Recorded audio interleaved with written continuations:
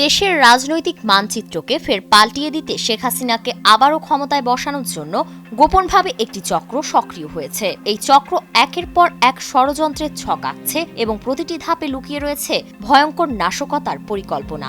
অন্তর্বর্তী সরকারকে সরিয়ে আবারও হাসিনাকে ক্ষমতায় বসানোর উদ্দেশ্য নিয়ে তারা গোপনে তাদের কার্যক্রম চালাচ্ছে। তবে সেনা, পুলিশ ও গোয়েন্দা কর্মকর্তাদের অভিজ্ঞ ও সমন্বিত একটি টিম দিনের পর দিন তাদের তদারকি চালিয়ে সম্প্রতি আগস্ট রিটার্ন হিট প্ল্যান ভেঙে দিয়েছে।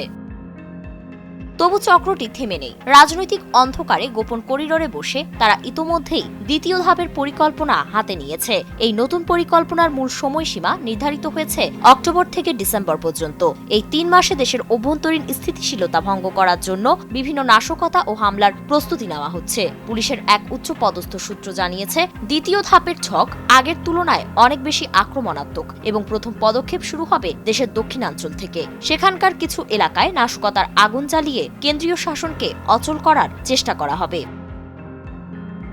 এই গোপন অভিযানের সমন্বয় করছেন সাবেক স্বরাষ্ট্রমন্ত্রী আসাদুজ্জামান খান কামাল। তার সঙ্গে যুক্ত হয়েছেন নিষিদ্ধ আওয়ামী লীগের প্রভাবশালী নেতা বাহাউদ্দিন নাসিম, মহিবুল হাসান নওফেল, জাহাঙ্গীর কবির নানক ও মাহবুবুল আলম হানিফ। কলকাতা ও দিল্লিতে ইতোমধ্যে তাদের যোগাযোগ ও সমন্বয়ের জন্য দুটি গোপন অফিস খোলা হয়েছে। হাসিনার পদত্যাগের পর থেকেই এই চক্র সক্রিয় হয়ে উঠেছে। আর কিছু দুর্নীতিগ্রস্ত গোয়েন্দা কর্মকর্তাও আড়াল থেকে তাদের রসদ ও সরবরাহ নিশ্চিত করছে।